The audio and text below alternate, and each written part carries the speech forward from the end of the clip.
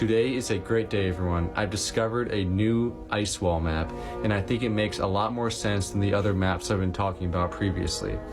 This is based off of the reflection of the moon theory, where the moon is actually a reflection of all the continents on Earth, and it's sort of a map in the sky for us.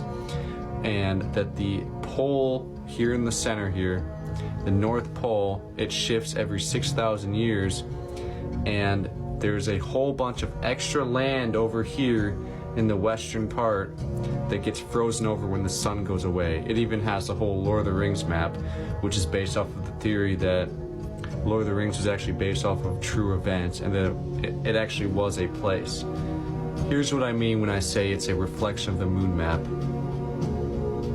Now, this map has all the same continents that we know of, they just look a little bit more distorted, so perhaps that's actually what they look like, and our maps are the one that are actually messed up. And it also has Atlantis and Phildania. I don't know what that place is, but here's the ice wall. And this one says that the ice wall just happens because the sun, which goes in a circle over here, is just too far away from that other continent, so it just freezes over. Here's Lemuria, the continent that supposedly just sank, and here's North America and South America, which look a lot smaller than on our maps. And then there's this whole area over here, or I don't know what these things are, but this whole area on the eastern part is just frozen water or ice.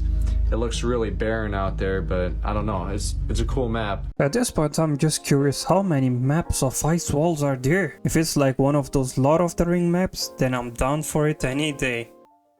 He found this ring, a big ring, and didn't know what it was, but saw this strange writing on, these strange symbols on this ring. So then he and another person walked through it to look at the other side, and lo and behold, they got into some other sphere, as if they walked into another dimension. And this ring, so the audience knows, we're talking like what diameter? Probably 25 feet in diameter. Mm-hmm. And the sphere was even larger than that. Oh, as they walked into it, it was like a new world, as he explained in his diary. Is this a portal of some sort? Well, today we would call it a portal or a stargate. I think we would refer to it today as a stargate. Stargate. But when he walked into it, it was as if he was in a new world. It was an open area, plush pastures. He sees a river, which he assumed to be the Nile, and he sees almost a movie occurring, showing people building these pyramids. How many of the team went with him? Only two. Only two. And eventually, 3 days later, the colonel and his assistant comes back out. And he talks of this new world that they found. He knows now how these pyramids were built. He knows where they are located. He knows that there's tunnels under each one of them. And he sees these strange-looking beings. And this is in his diary. Strange-looking beings that are probably not from Earth. Now, he says this in his diary, and this is 1928. Portal? I want one portal in my room, for sure. I have recently discovered a document that explains the hidden mysteries about this map from information found on the dark web, and it goes over everything from why these continents are in these positions, how the people got there, and why there are holes in the ice wall. But the most interesting thing I found was about the edges of this map, which I haven't talked about yet because I haven't heard anything about it. But now I do, so let me tell you. Now, this is a 3D render, which is only an interpretation of what was found in the information, and it shows Earth at the top being shaped like a sphere and it connecting to a sort of snowman-shaped map, with the second part being called Atlas and the third part being called Akupara. Now, this is the part that blew my mind. At the bottom here you see it says the world of the wastes. That is the border on the first map I showed you, the Beyond the Ice Wall map. That's what the border is supposed to be. But according to this information, this area expands to infinity. In order for us to understand what comes next, first we must look at the cosmic egg and learn the concept of ether. This is the ethereal core, and it is in the same location as Earth. What we know of as Middle Earth, where we live, the middle section there, is where ether is most concentrated. But as we get outside of the ice walls and farther away from Earth, the concentration of ether decreases. Now you might be wondering, what is ether? Well, from what I've learned, it's basically what holds reality together. And the farther away you get from this core, the more that the laws of nature start to weaken. If you get far enough away from it, towards the edge, you get to the sunken wastes. And in our terms, that would be hell, where all the demons and strange creatures exist. But this is the same place that other Earths are created, with new domes and new ice walls and new continents. And if you thought that snowman-shaped map looked familiar, that's because it was a part of the Mandelbrot set, which is a theory in mathematics that there is sacred geometry, and it provides a template for all life in the universe. Do you see the resemblance? The ice wall, the Night's Watch, the King's Landing, the Land of Waste, or the Waste of Land. My dad mysteriously disappeared 2 years ago. When we went to go check up on him, we found this game. This was on his table, and it appeared that 2 other people were playing the game with him. I talked to all his friends. Till this day, we don't know who was there playing with him that night. I've never seen this game in my life, and when I looked it up, I found little to no information about it, and I'm wondering if anybody out there has seen this game. It's kind of creepy to even have it around. I've only opened it once. The rulebook and the warning pamphlet gives me the chills. Please let me know if you've ever seen that game or know anything about it. That game is cursed. Don't open it. That's dangerous. You might as well disappear. You guys, actual footage behind the ice wall in Antarctica. Deep in the heart of Antarctica, where the ice is colder than your ex's heart, and penguins plot world domination, lies the infamous ice wall. This footage comes from one of the people who work for, like, you know, the government or something, and just take a look at this footage. We're not supposed to see this. As you can see, they have like windmills or something, and like, look at this. This thing is like falling apart. There's stuff there. Oh my god, look how scary it is. This is funny because even the icebergs practice social distancing here. This is some really scary, chilling footage though, because if you take a look at this, like, although this is the place where the Ice Bucket Challenge originated from, we're not supposed to see this. Like, look at that. It's a ghost town. Oh my god. What is that? What could this place be? Oh wait, it's Antarctica. But yeah, look at this. We're not supposed to see this, you guys. OMG, what's that place? Oh, it's Antarctica. He's down bad right now. I saw a lot of Drake fans. You know what the newest conspiracy is? Oh, I'll be following some of it, but shoot, give it to me. That Kendrick Lamar is buying song listens. He's buying bots to like run up the YouTube count, run up the Spotify count. Saw it. Because they're saying that he doesn't have as many followers on social media as Drake does. So how could it be possible to get all these listens? Which is you've been Drake pilled so hard at that point. So you know that conspiracy theory where they said that most mattress places are probably for money laundering, but what people don't talk about is how there's so many nail salons. Those. Oh, now I get it. That's some deep conspiracy. I've never recovered from finding out that the food pyramid was a scam. I haven't recovered from that either, and even in fact, I've gone further down the rabbit trail, and if you look into it even just a little bit, you'll realize how big of a scam the food system actually is.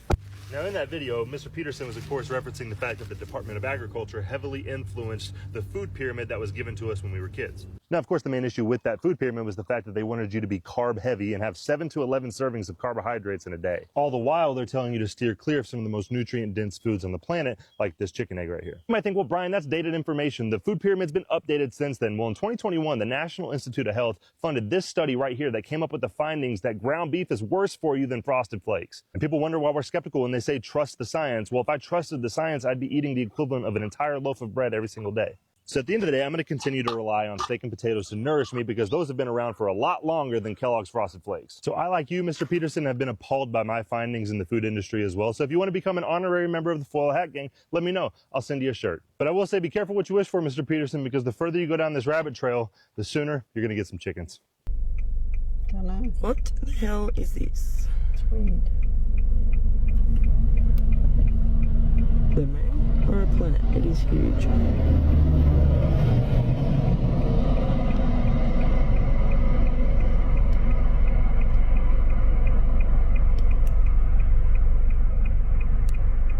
Another planet spotted from Australia. My oh my. The modern image of Nordic aliens was heavily influenced by George Adamski in the 1950s. Adamski claimed to have met friendly beings from Venus and the Pleiades who expressed concerns about Earth and its future. Adamski's descriptions and his photographic evidence sparked a worldwide interest. Although controversial, his accounts laid the groundwork for how people perceive Nordic aliens today. So another update on missing Jay Slater. Locals have said that they may have seen the missing teenager watching the Euros on the coast. Locals, where Jay went missing, believe that they have spotted Jay since his days of disappearance. Jay Slater has been missing now for 10 days. Search parties are still unable to locate him. Oh, so now Jay's watching the Euros on the coast. That's interesting. Goat conspiracy theory. Dun, dun, dun. Chan, chan, chan. I don't know if that's true or not, but it's been like 1 year back. It was a lot of Antarctica videos on TikTok, super viral about the map, the real map of the world. Yeah. That's crazy. Like thinking about the real shape of the countries and all that stuff. I think I saw a lot of just aliens. Okay, but that's true now. I think I would like to add an alien to my blunt rotation. Okay. Maybe I'll get scared when I see him, her, they, them, I don't know even. I mean, it's kind of cool that these celebrities or influencers talk about conspiracy theories as well. I want people to understand that they're not alone, that there are other people feeling exactly the way they're feeling, that their behavior is not insane, that they have a disease, and it's not their fault. Oh man, I missed Chandler Bing. Here's everything you need to know about Julian Assange. Born in Australia, the 52-year-old WikiLeaks founder made global headlines in 2010 for publishing a series of classified files that contained video of American attacks in Baghdad that killed 11 people, including 2 journalists. He was back in the spotlight in 2016 for publishing emails that were allegedly stolen by Russian intelligence in an effort to help Donald Trump win the US election. But his legal troubles came from 2 separate sexual assault allegations in Sweden. After UK court ruled he could be extradited to Sweden, Assange entered the Ecuadorian embassy in London and was granted political asylum. He remained there for 7 years but was accused of rude behavior, including riding around on a skateboard and playing soccer inside. In 2019, Ecuador withdrew his asylum, which allowed UK police to enter the embassy and arrest him on behalf of the US. The US wanted him to face 18 charges and a sentence of up to 175 years for leaking classified documents. He was released this week from a London jail after striking a deal that meant he'd plead guilty to 1 count under the Espionage Act. US prosecutors agreed to a sentence of 5 years, but said the time served in the UK will count. He's now arrived back to Australia, where he's said to want to enjoy an ordinary life with his wife and kids. Assange is deemed a hero to some and a traitor to others. So what do you think? I mean, simply put, he's exposing everyone, left and right. The people, the system, everyone, everything. And now they want his head. Emery, why do you feel like coming forward today? What are some of the events that have just happened that have impelled you to finally break your silence after a decade of me telling you, hey man, you really ought to come forward? Well, I didn't think, that's up to me, because I'm a very just neutral, I don't even, watch a lot. I don't watch a lot of the shows, and I like to stay neutral so nothing influences me. Right. And recently,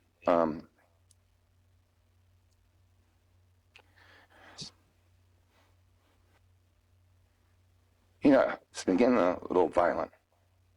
We have a photograph of a head-on collision that you suffered 30 minutes after I leaked more of your information in an article.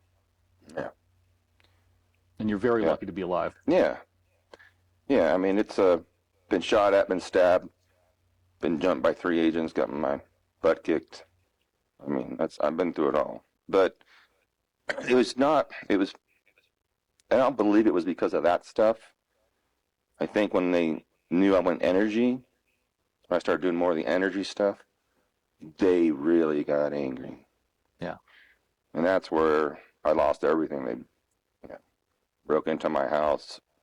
I mean, rammed my gate, my concrete gate down, you know, where all this stuff was stored, and, you know, cut into the walls were things and safes were hidden that you can only know by satellite using.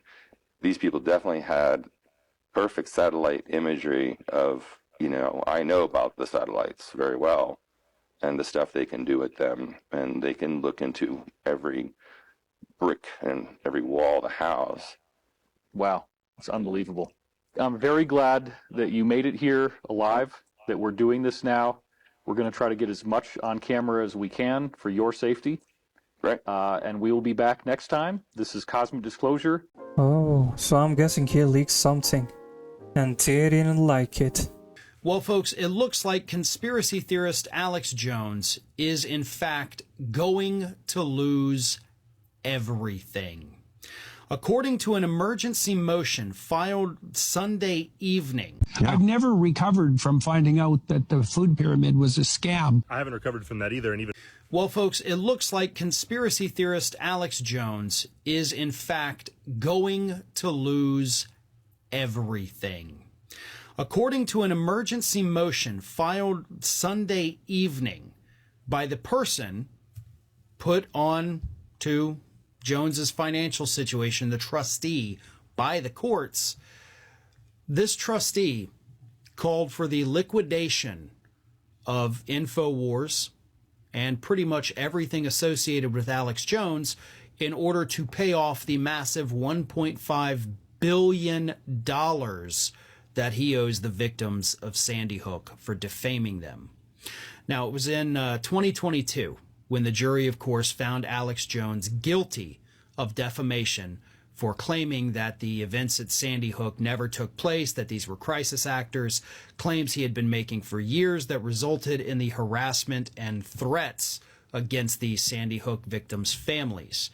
They were already going through one tragedy, life-changing tragedy, and he came in, made it worse, and his supporters, as a result, harassed these people to this day. Jury said, you got to pay these people $1.5 billion. Obviously, Alex Jones does not have that. And that leads us to this emergency motion this past weekend. In an emergency motion filed Sunday in Houston, trustee Christopher Murray indicated publicly for the first time that he intends to, quote, conduct an orderly wind down of the operations of InfoWars parent company and liquidate its inventory. Murray, who was appointed by a federal judge to oversee the assets in Jones' personal bankruptcy case, did not give a timetable for the liquidation.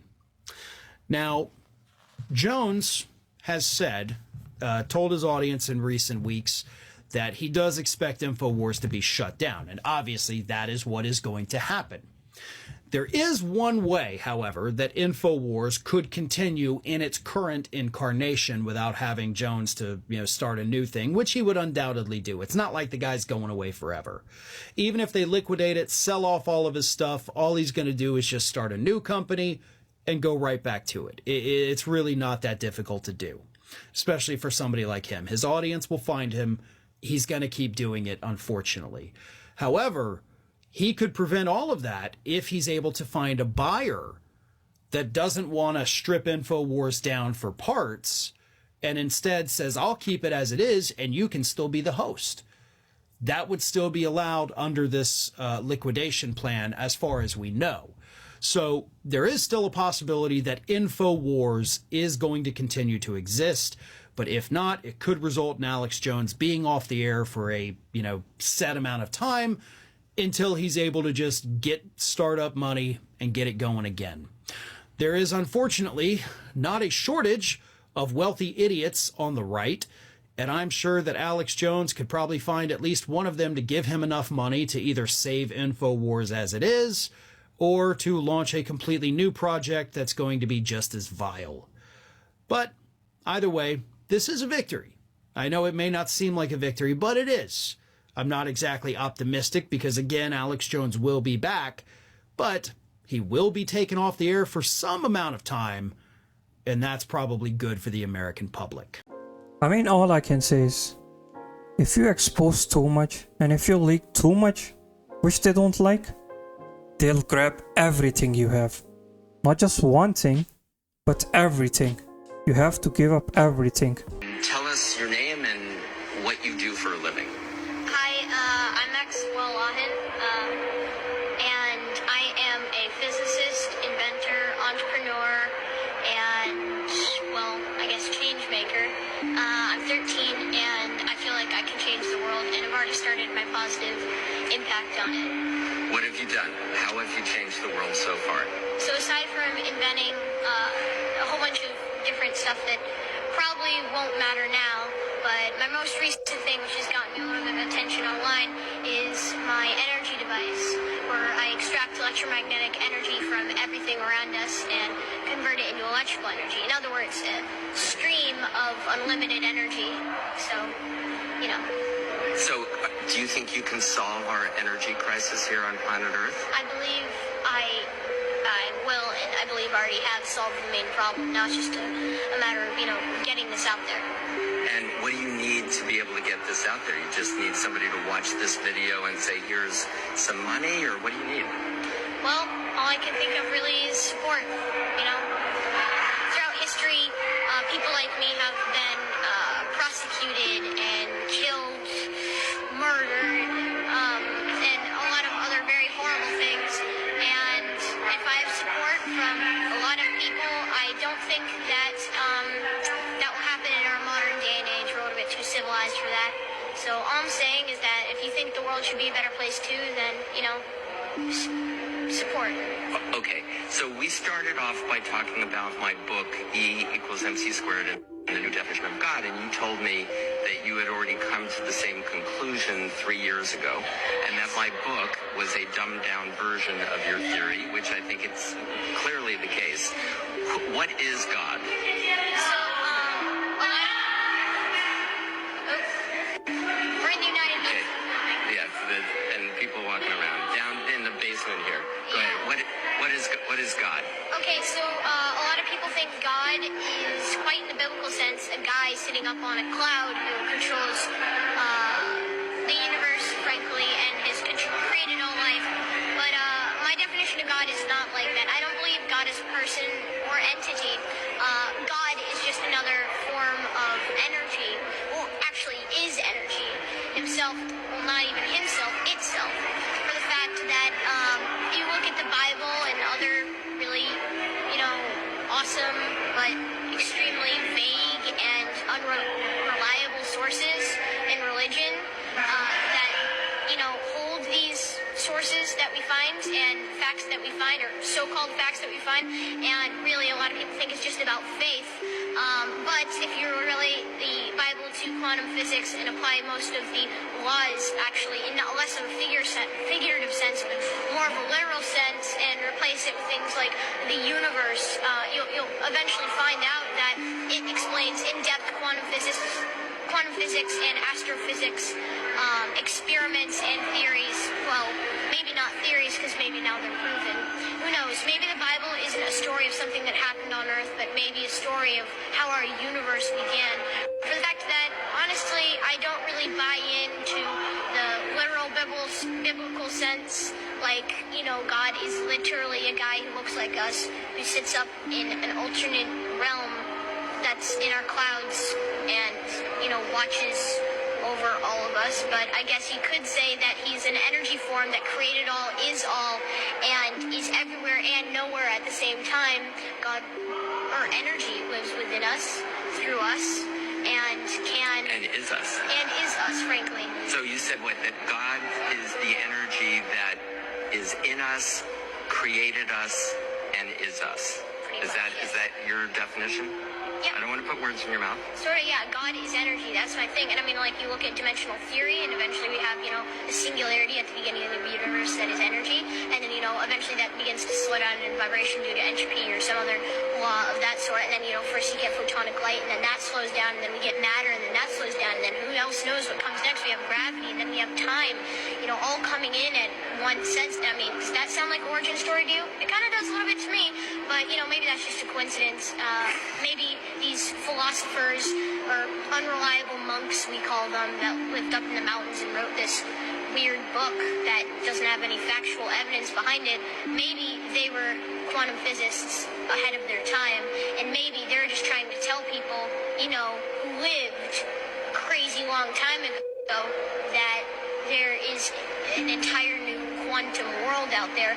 But, you know, education wasn't too good back then, so I guess they had to simplify intense quantum physics to something that a 5-year-old could understand.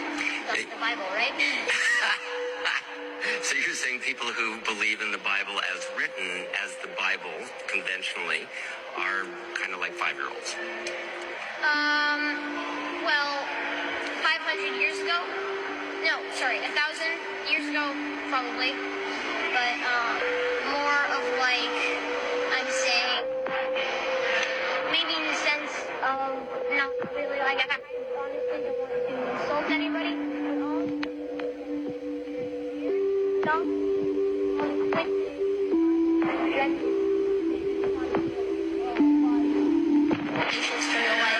So, just saying that it's a coincidence. It's not fact. I'm not saying anything's anything. You know, I have a very religious grandmother, so, you know. I have to tell you, I let you kind of struggle with this because I realized the question was a little bit perhaps impolite to some people. And the way you handled that was a way that my political and business clients, if they did it as well as you, I'd be incredibly proud.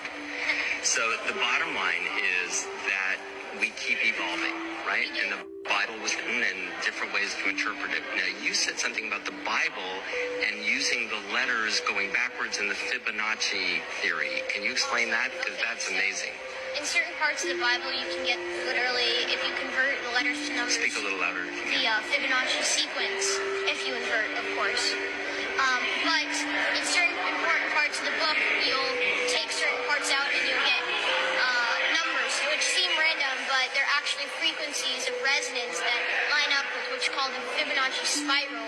And the Fibonacci spiral is kind of weird for the fact that it's called literally God's thumbprint, which is a little bit weird considering that we have spiral galaxies, spirals in our thumbs, spirals in our ears. Literally, almost every organism on the planet or object we have found has had some sort of reminiscence of Fibonacci in it. And I don't know, it's called God's trademark or God's thumbprint, but I don't know. So if you're the reincarnation of anyone, who do you think it would be, or who would you like it to be? I honestly think that I'm Max Lawton, and that's who I am. So I'm gonna say Max Lawton. But I'm very proud of and I'm quite a big fan of Nikola Tesla. I mean, I'd like to be the reincarnation of him, but honestly, I think I'm just a student of his many teachings. That's amazing. What's the favorite thing that he has invented or theorized about for you? Honestly, I really like his work with electrostatic pulses when he harnessed Tesla coil powers and used it to wirelessly transfer energy through people, around people, and how he could like light himself on fire but not be hurt by it, and that was pretty crazy. So I really like that. That's very cool. So just a couple more questions. You're extraordinarily inspiring. And I agree with you on your definition of God and wrote a children's book that basically says that. But you then, before when we were talking about infinity and different universes. And so we've kind of identified God. God is energy, right? All the energy in the universe, that's God. It's not a guy in the sky. It's energy isn't something that you just have. Energy is all and can't be, not all the energy in the universe. It's energy. Energy happens to consume the entire universe and every other parallel dimension or universe that can ever exist in our dimensional reality. But are there other universes? Are there other dimensional realities? Dimensional realities? I'm not sure if we can prove that yet, but we do know that there are other dimensions. Okay, how do you know that? Well, there's an infinite number of numbers, which means there's an infinite number of frequencies that we can calculate. And if there's an infinite number of frequencies that we can calculate, that means there's an infinite number of frequencies that mass can take. And if mass can take an infinite number of frequencies, there must be an infinite number of dimensions. Or or if you're one of those three theory guys, or if you're not using in dimensions. Whether you may or may not agree with him, but this kid got some deep thoughts. And like he stated, these are not facts, the way that he explained things. That's impressive.